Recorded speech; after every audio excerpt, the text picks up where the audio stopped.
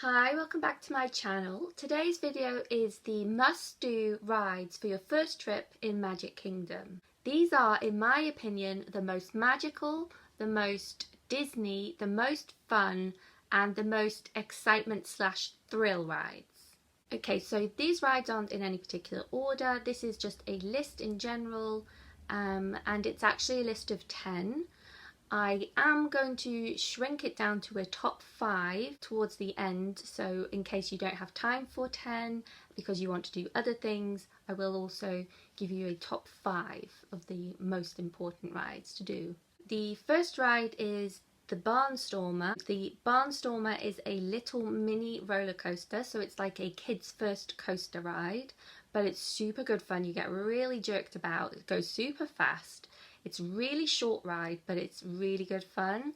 I love going on it. And the theming's really cute and cool as well. I wouldn't suggest waiting a long time to go on this ride, so only go on it if it is a short wait. The next ride is Big Thunder Mountain Railroad. This again is another roller coaster ride, but this is a more adult version. Super good fun, the theming's great, has an interactive queue as well as lots of good theming. It's just a really good ride, and this is, like I say, one of the ones I would class as a thrill excitement ride. If possible, if fast passes are available at the time, I would suggest getting a fast pass for this ride or riding it early in the morning or late at night so you don't have to wait too long for this one.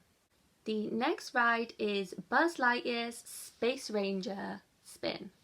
This is one of my favourite rides for pure Disney magic. The queue is so well done, so many photo opportunities in the queue, and the ride itself is actually a ride and a game all in one. So you do get to ride around in a car and you get to shoot and score points and see if you can become a galactic hero. If you do become a galactic hero, and there are instructions online on how to become one, which is how to get the most points out of the game and become that galactic hero, you can actually get a special galactic hero sticker and or badge from the cast members on the exit queue in the shop. If you go and tell them there that you were a galactic hero, take a photo of your points board and show it to them, and they will give you a little celebration ceremony right there and then, which is a great little freebie and a bonus to your Disney experience and trip and a souvenir. The next ride is the Many Adventures of Winnie the Pooh. This is a super adorable interactive queue, great theming, loads of little games to play along in the queue. So this is a total kids ride, but because it's so Disney and cute and magical, it really makes the ride fun and enjoyable, and it's just really cool in there. The next ride is Peter Pan's Flight. Now this again is a magical queue line area where it's interactive. The theming is amazing.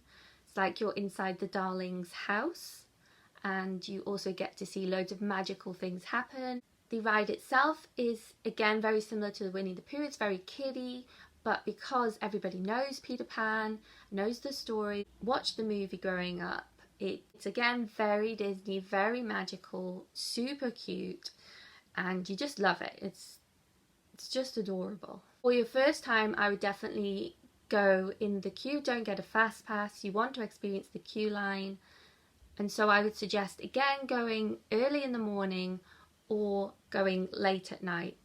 The next ride is Seven Dwarfs Mine Train. This is another roller coaster ride, so falls under the thrill, excitement, but it's also super fun and super magical, so it kind of covers everything.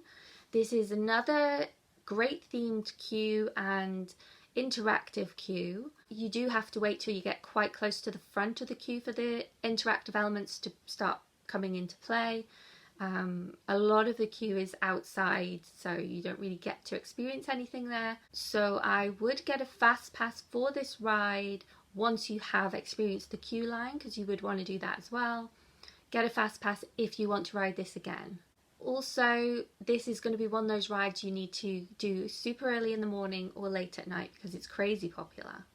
The next ride is Space Mountain. This again is one of my personal favourites. I love it.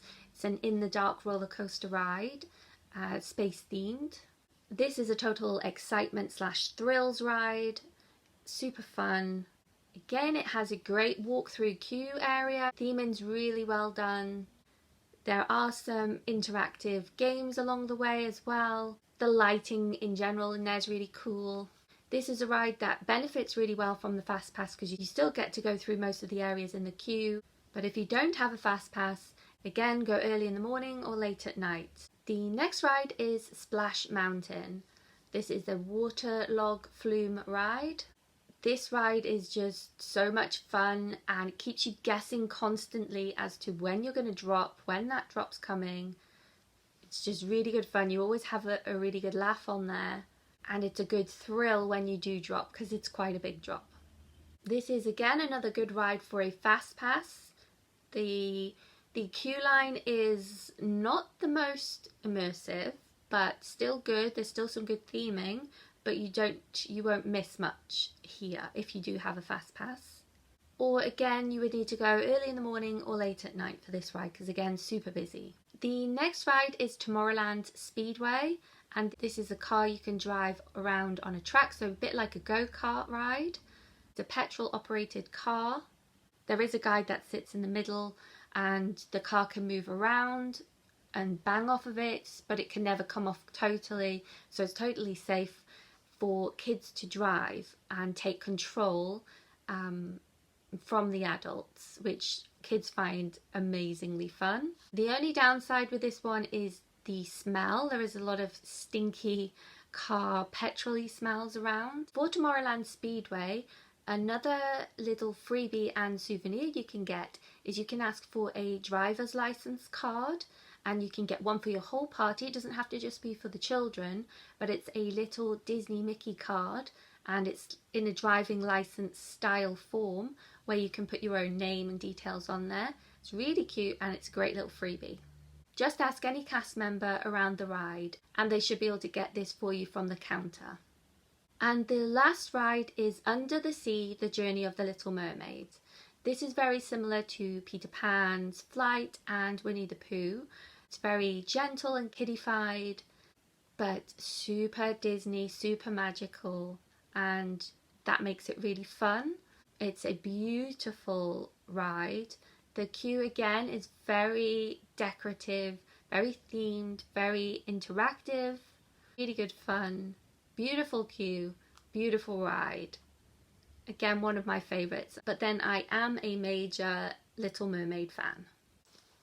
Okay, so if I had to cut the list in half and go to top 5 rides, they would be all of the mountains, which are Splash Mountain, Space Mountain, Big Thunder Mountain Railroad, the Honorary Mountain, which is the Seven Dwarfs Mine Train, and Peter Pan's Flight. And that was me being super brutal because I already feel like the top 10 is as short as you'd want to make that list.